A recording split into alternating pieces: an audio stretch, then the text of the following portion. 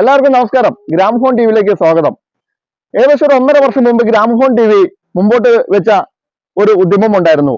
എറണാകുളം ജില്ലയിലെ മുത്തോലപുരത്തെ ഉരുളിച്ചാലി കോളനി, പുത്തൻ കോളനി, ഇങ്ങനെ കുറച്ച് സ്ഥലങ്ങളിൽ ഏകദേശം ഒരു 10-70ഓളം ആളുകൾ 2-3 തലമുറകളായിട്ട് അവർ താമസിച്ചുകൊണ്ടിരിക്കുന്ന വീടുകൾക്ക് ആധാരങ്ങളോ മറ്റൊരു രേഖകളോ ഒന്നും ഇല്ലാതെ താമസിക്കുന്ന കുറെ ആളുകളുണ്ടായിരുന്നു. അവരുടെ ബുദ്ധിമുട്ടുകൾ, അവരുടെ ജീവിത പ്രശ്നങ്ങളെല്ലാം ഗ്രാമഫോൺ ടി വി നിങ്ങളുടെ മുമ്പിലേക്ക് വെച്ചിരുന്നു, അധികാരികളുടെ മുമ്പിലേക്ക് വെച്ചിരുന്നു. അവരുടെ പ്രശ്നങ്ങൾ എന്താണെന്നുള്ള പഠിക്കാൻ ശ്രമിച്ചിരുന്നു. അന്ന് അതിന് കാരണക്കാരനായത് ഈ ഡിവിഷൻ ബ്ലോക്ക് മെമ്പറായ ശ്രീ ഡോജിൻ ജോൺ ഉണ്ട്.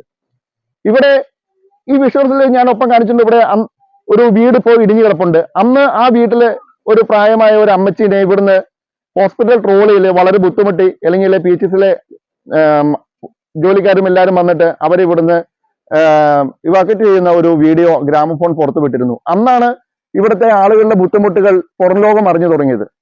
അതിനുശേഷം ഇവിടുത്തെ രേഖകൾ എന്താണ്, സ്ഥലത്തിന്റെ പ്രശ്നങ്ങൾ എന്നുള്ളത് ഗ്രാമഫോൺ ടി വി നിരവധി വിവരാവകാശങ്ങൾ വെച്ച് പഠിച്ചിരുന്നു. അതിന്റെ പ്രശ്നങ്ങൾ പുറത്തേക്ക് കൊണ്ടുവന്നിരുന്നു. തുടർന്ന് എലിങ്ങിലെ ജനാധിപത്യ വിശ്വാസികളും ഇവിടുത്തെ നാട്ടുകാരും ഇവിടെ താമസിക്കുന്ന ആളുകളും എല്ലാവരും ഒന്നടങ്കം ഇതിനെതിരെ വ്യാപകമായി പ്രതിഷേധിച്ചിരുന്നു. നിരവധി സമരങ്ങൾ ഗ്രാമപഞ്ചായത്തിലേക്ക് നടന്നിരുന്നു. അതിന്റെ അടിസ്ഥാനത്തിൽ ഇന്ന് ഇവിടെ താമസിക്കുന്ന ആളുകൾക്ക് എല്ലാവർക്കും അവരുടെ ഭൂമിയുടെ രേഖകൾ കിട്ടാനുള്ള അവസരങ്ങൾ സംജാതമായിരിക്കുകയാണ്. അതിന്റെ സന്തോഷത്തിലാണ് ഇന്ന് ഗ്രാമഫോൺ നിൽക്കുന്നത്. അതിന് കാരണക്കാരായ ആളും ഇന്ന് നമ്മളോടൊപ്പമുണ്ട്. ഇവിടെ താമസിക്കുന്ന ആളുകളുണ്ട്. എലഞ്ഞിയിലെ ഇടതുപക്ഷ ജനാധിപത്യ പ്രവർത്തകരുണ്ട്. അതിന് മുൻനിരയിൽ നിന്ന് നെടുനായകത്വ സ്ഥാനം വഹിച്ച ശ്രീ VJ പീറ്റർ സാറുണ്ട്. സാറിനെ ഗ്രാമഫോൺ സ്വാഗതം ചെയ്യാണ്. 1972 ബഹുമാന്യനായ MN ഗോവിന്ദൻ നായർ കേരള മന്ത്രിസഭയിൽ മന്ത്രിയായിരിക്കെ കേരളത്തിൽ അങ്ങോളം ഇങ്ങോളം വീടില്ലാത്തവരെ പുനരധിവസിപ്പിക്കുന്നതിന് വേണ്ടി ലക്ഷം വീട് കോളനികൾ എന്ന പേരിൽ ഒരു പ്രസ്ഥാനം ആരംഭിക്കുകയും അതിൻ്റെ ഭാഗമായി ഇലഞ്ഞി പഞ്ചായത്തിൽ സ്ഥാപിക്കപ്പെട്ട കോളനികളിൽ ഒന്നുമാണ് ഈ ഉരുളിച്ചാലി കോളനി. അന്ന് കോളനികൾക്കെടുത്ത സ്ഥലം വളരെയധികം ആവാസയോഗ്യമല്ലാത്ത ദുഷ്കരമായ സ്ഥലങ്ങളായിരുന്നു. അതിന്നും അങ്ങനെ തന്നെ നിലനിൽക്കുകയാണ്. അവരുടെ ജീവിത നിലവാരം അതുകൊണ്ട് തന്നെ വളരെ താഴെ നിലയിലായിരുന്നു. ഇതിനൊരു അവസാനം കാണണം എന്നുള്ള രീതിയിലാണ് ഈ കോളനി നിവാസികളുടെ ജീവിത നിലവാരവും അവരുടെ താമസ സൗകര്യവും അതിൻ്റെ നിലവാരം ഉയർത്തുന്നതിനുള്ള പോരാട്ടങ്ങളിൽ നമ്മുടെ ഇടതുപക്ഷ പ്രസ്ഥാനങ്ങൾ മുമ്പിട്ട് നിന്നത്. അതിൻ്റെ ഭാഗമായി പലപ്പോഴും പഞ്ചായത്ത് ഓഫീസിൻ്റെ മുമ്പിൽ പ്രത്യക്ഷ സമരം ചെയ്യേണ്ടി വന്നിട്ടുണ്ട്. അന്നൊക്കെ പറഞ്ഞിരുന്ന ഒരു ന്യായം, ഇത് ഗവർണറുടെ പേരിലുള്ള സ്ഥലമാണ്, അതുകൊണ്ട് ഇവർക്ക് പട്ടയം കൊടുക്കാൻ കഴിയുകയില്ല, അതുകൊണ്ട് ഇവരുടെ പുനരധിവാസത്തിന് മറ്റൊരു ഏജൻസിക്കും സാധ്യതയില്ല എന്നുള്ള നിലയാണ് പറഞ്ഞിരുന്നത്. അതിനൊരു അറുതി വരുത്താനായി ഇടതുപക്ഷ ജനാധിപത്യ മുന്നണി ഒന്നാകെ മുന്നിട്ടിറങ്ങുകയും കഴിഞ്ഞ നവകേരള സദസ്സിൻ്റെ ഭാഗമായിട്ട് കൊടുത്ത ആ പരാതിയുടെയും പേരിൽ ഇന്ന് ഈ ഉരുളിച്ചാലി കോളനിയിലുള്ള 21 കുടുംബങ്ങൾക്ക് പട്ടയം കൊടുക്കുന്നതിനുള്ള അർഹതയും അതിൻ്റെ ലിസ്റ്റും കൊണ്ടുവന്നിട്ടുണ്ട്. അത് എത്തിച്ചേർന്നിട്ടുണ്ട്. അടുത്ത 12-ാം തീയതി നടക്കുന്ന പട്ടയമേളയിൽ ഇവർക്കെല്ലാവർക്കും പട്ടയം കിട്ടുന്നതാണ്. അങ്ങനെ പട്ടയം കിട്ടിക്കഴിഞ്ഞാൽ ഈ ഭാഗത്തെ കോളനിയിലുള്ള ഈ തരത്തിലുള്ള പ്ലാസ്റ്റിക് ഷീറ്റിട്ട് ചുമരുകൾ പോലും ഇല്ലാതെ 2-4 കാലിന്മേൽ നിൽക്കുന്ന വീടുകൾ അത് കേരളത്തിൽ മറ്റൊരിടത്തും കാണുകയില്ല, ഇവിടെയല്ല.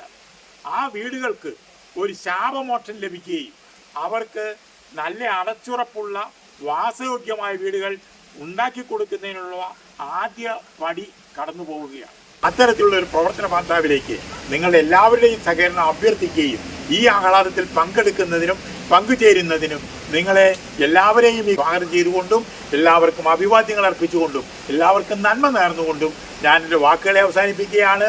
ഈ പ്രശ്നങ്ങൾ തീർന്നു കഴിയുമ്പോൾ എട്ടുകാലി മമ്മുഞ്ഞിയെപ്പോലെ ഇതിൻ്റെ ഉടമസ്ഥാവകാശം അവകാശപ്പെട്ടുകൊണ്ട്, ഈ ഓർഡറിൻ്റെ ഉടമസ്ഥാവകാശം അവകാശപ്പെട്ടുകൊണ്ട് നിരവധി ആളുകൾ രംഗത്ത് വരും.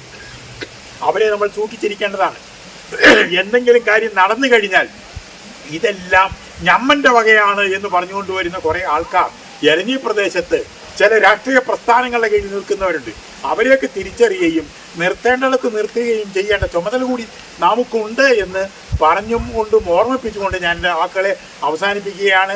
വളരെ സന്തോഷകരമായ ഒരു സമയം തന്നെയാണ്. കാരണം 21ഓളം വീടുകൾക്കാണ് ഇവിടെ ഇന്ന് പട്ടയം ലഭിക്കുന്നതിനുള്ള ഓർഡർ കിട്ടിയിരിക്കുന്നത്. തീർച്ചയായിട്ടും കേരള സർക്കാരിനെ അനുമോദിക്കുകയാണ് ബഹുമാനപ്പെട്ട വകുപ്പ് മന്ത്രിയും അതുപോലെ തന്നെ ഏറ്റവും ബഹുമാനപ്പെട്ട മുഖ്യമന്ത്രിയും എല്ലാവരും. ഇവിടെ മനുഷ്യജീവിതത്തിന് വാസയോഗ്യമായ ഒരു രീതിയിലുള്ള ഒരു വീടുകൾ പോലും നമുക്ക് കണ്ടെത്താൻ സാധിക്കുന്നില്ല. കാരണം നമുക്കറിയാം, ഇതിന് പട്ടയം നേരത്തെ കൊടുത്തിരുന്നെങ്കിൽ ഏതാണ്ട് 30 വർഷങ്ങൾക്ക് മുകളിലായിട്ട് ഈ മേഖലയിൽ ജീവിക്കുന്ന ഓരോ വീട്ടുകാരും അവർക്ക് പട്ടയം കൊടുത്തിരുന്നെങ്കിൽ മുൻപ് പീറ്റർ സാറ് പറഞ്ഞതുപോലെ തന്നെ നമുക്ക് തീർച്ചയായിട്ടും സ്വകാര്യ ഏജൻസികളുടെ കയ്യിൽ നിന്ന് അവർ ഒത്തിരി സ്പോൺസർഷിപ്പുകൾ നടത്തുന്നുണ്ട്. അപ്പോൾ അവരുടെ ഒന്നും ആ ഒരു സ്പോൺസർഷിപ്പ് ഇവർക്ക് മേടിച്ചു കൊടുക്കാൻ സാധിക്കാതിരുന്നത് ഇവർക്ക് ഭൂമിയുടെ രേഖകളില്ലായിരുന്നു എന്നുള്ളത് തന്നെയാണ്. കേരള സർക്കാരിന്റെ ലൈഫ് പദ്ധതിയിൽ പറഞ്ഞെങ്കിൽ പോലും നമുക്ക് ഭൂമി വേണം. അങ്ങനെ ഭൂമി ഇവരുടെ പേരില്ലാത്തത് കൊണ്ട് ഇവർക്ക് വീടുകൾ ഉണ്ടാക്കി കൊടുക്കുവാൻ അല്ലെങ്കിൽ നിർമ്മിച്ചു കൊടുക്കുവാനായിട്ട് ഇവരെ ഒരു നല്ല വീടുകളിലോട്ട് താമസിപ്പിക്കുവാനായിട്ട് നമുക്ക് സാധിച്ചിരുന്നില്ല. തീർച്ചയായിട്ടും കിട്ടാവുന്ന ഏതെല്ലാം മേഖലകളിൽ നിന്ന് നമുക്ക് സംഭാവനകൾ കിട്ടുന്നു, അല്ലെങ്കിൽ ലീഗലി കിട്ടാവുന്ന എല്ലാ മേഖലകളിൽ നിന്നും ഇവർക്ക് ഇനി വീടുകൾക്ക് വേണ്ടിയുള്ള ശ്രമങ്ങൾ നമ്മൾ തുടങ്ങേണ്ടിയിരിക്കുന്നു. കാരണം ഈ കുഞ്ഞു മക്കളോട്ട് ഇവിടെ ഇരിക്കുന്ന ഓരോരുത്തരും വർഷങ്ങളായിട്ട് വ്യക്തിപരമായിട്ട് എനിക്കറിയാവുന്നതാണ്. ഞാൻ ആദ്യമേ ഇവിടെ മത്സരിക്കാൻ വന്നപ്പോൾ ഇവർ ചോദിച്ചത് ഞങ്ങൾക്ക് പട്ടയം വേണം, ഞങ്ങൾക്ക് വീട് വേണം എന്നുള്ളതാണ്. നമുക്ക് ഇതിന്റെ മറ്റു വിഷ്വൽസിലേക്ക് പോകുമ്പോൾ അറിയാം, വളരെ സ്ലോപ്പായിട്ട് കിടക്കുന്ന ഒരു പ്രദേശമാണ്. പക്ഷെ ഇവരെ ആരും ഇന്നേ വരെ പരിരക്ഷിക്കുവാനായിട്ടോ മുന്നോട്ട് വന്നിട്ടില്ല.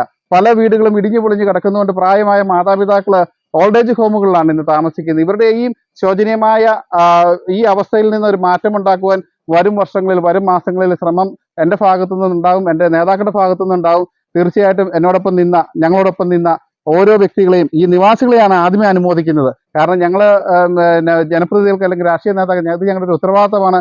എന്ത് തന്നെയാണെങ്കിലും ഇത് സന്തോഷത്തിന്റെ ഒരു നിമിഷമാണ്. ഇത്രയും ജനങ്ങൾക്ക് പട്ടയം നേടിക്കൊടുക്കുവാൻ സാധിച്ചത്. അതുപോലെ തന്നെ ഇനി പുത്തൻ കോളനിയിലോട്ട് പോകുവാനായിട്ടുണ്ട്. പഞ്ചായത്തിലെ സെക്രട്ടറിയുടെ പേരിൽ ആധാരം ഇരിക്കുന്ന ആധാരം ഇനി അവർ എഴുതി കൊടുത്തിട്ടില്ല. പഞ്ചായത്തിനോട് ചോദിക്കുമ്പോൾ അവർക്ക് പട്ടയമാണോ കൊടുക്കേണ്ടത്, ആധാരമാണോ ചെയ്തു കൊടുക്കേണ്ടതെന്ന് പോലും വ്യക്തതയില്ലാണ്ട് അങ്ങോട്ടും ഇങ്ങോട്ടും മാറ്റി പറഞ്ഞുകൊണ്ടാണ് നാളെ ഇതുവരെ എലഞ്ഞി ഗ്രാമപഞ്ചായത്ത് ഭരിക്കുന്ന മേലധികാരികൾ പോയിക്കൊണ്ടിരുന്നത്. തീർച്ചയായിട്ടും ഞങ്ങളുടെ സമരം ഇവിടെ കൊണ്ട് തീരുന്നില്ല. ഈ വിജയം ഞങ്ങൾ ആഹ്ലാദത്തോടെ ഞങ്ങൾ ആഘോഷിക്കുകയാണ്. എങ്കിൽ പോലും പുത്തൻ കോളനിയുടെ നിവാസികൾക്കും കൂടെ ആധാരം ചെയ്ത് കിട്ടുവോളം ഞങ്ങൾ ഒരുമിച്ച് നിന്നുള്ള ഞങ്ങളുടെ സമരം മുന്നോട്ട് പോകും. 30 വർഷക്കാലമായി ഇത്രയും ദുരവസ്ഥയിൽ താമസിക്കുന്ന 21 കുടുംബങ്ങളുടെ ജീവിത ക്ലേശങ്ങളും അവരുടെ പാർപ്പിട സൗകര്യങ്ങളും നമ്മൾ ഇപ്പോൾ ഈ വിഷ്വലിൽ നേരിട്ട് കണ്ടുകൊണ്ടിരിക്കുകയാണ്. നമുക്കറിയാം, ഇവർക്ക് പട്ടയം കിട്ടാത്തതിൻ്റെ പേരിൽ ഇവർക്ക് പഞ്ചായത്തിൻ്റെയോ കേരള സർക്കാരിൻ്റെയോ ഒരു ആനുകൂല്യം മേടിച്ചെടുത്ത് ഒരു വീട് പണിയാനോ ഒന്നും സാധിച്ചിട്ടില്ല ഇന്ന് വരെ. ഈ ശോച്യാവസ്ഥ പരിഹരിക്കുന്നതിന് വേണ്ടി ഗ്രാമഫോൺ മീഡിയ 1.5-2 വർഷക്കാലമായിട്ട് ഇതിൻ്റെ പിറകെയുള്ള സമരത്തിലും ഈ കോളനി നിവാസികളെ പങ്കെടുപ്പിച്ചുകൊണ്ട് 3 പ്രാവശ്യം തന്നെ നമ്മുടെ പഞ്ചായത്തിൻ്റെ മുമ്പിലേക്ക് സമരം നയിക്കുകയുമുണ്ടായി.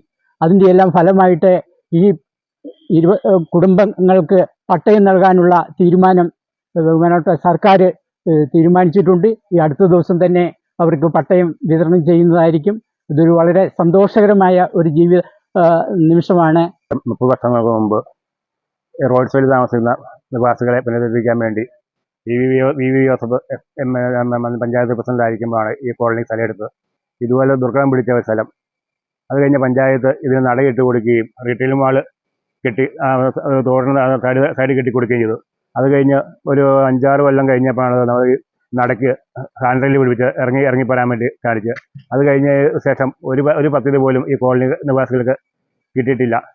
ഇതുപോലെയുള്ള കോളനി നിവാസികളുടെ പുനരധിവാസത്തിന് വേണ്ടി പട്ടയത്തിന് വേണ്ടി പങ്കെടുത്ത ഇടതുപക്ഷ ജനാധിപത്യത്തിനോട് എല്ലാ നേതാക്കന്മാർക്കും നന്ദി അറിയിക്കുകയാണ്. അതുപോലെ പിണറായി സർക്കാരിന് ചരിത്ര നേട്ടത്തിലേക്ക് വരുന്ന ഈ അവസരത്തിൽ ഇവർക്കുള്ള ലൈഫിൽ പദ്ധതികളിൽ വീട് വരുത്തി കൊടുക്കുന്നതിന് പഞ്ചായത്ത് മുന്നോട്ട് വരണമെന്നാണ് എനിക്ക് പറയാനുള്ളത്. 3 പതിറ്റാണ്ടായിട്ട് ഈ ഉള്ളിക്കാരി കോളനി താമസിക്കുന്ന ഇതാണ് ഞങ്ങൾക്ക് ഇതുവരെ പട്ടയമൊന്നും കിട്ടിയില്ല. ഞങ്ങൾ പട്ടയത്തിന് വേണ്ടി സമരത്തിന് ഒരുപാട് ഇറങ്ങി. ഞങ്ങളുടെ കൂട്ടത്തിൽ സഹകരിച്ച എല്ലാ സഹാക്കൾക്കും നേതാക്കന്മാരും സാറന്മാരും അതുപോലെ മറ്റെല്ലാ സാറന്മാർക്കും എല്ലാവർക്കും ഞങ്ങൾക്ക് പട്ടയം തരാൻ സഹായിച്ച എല്ലാവർക്കും നന്ദി.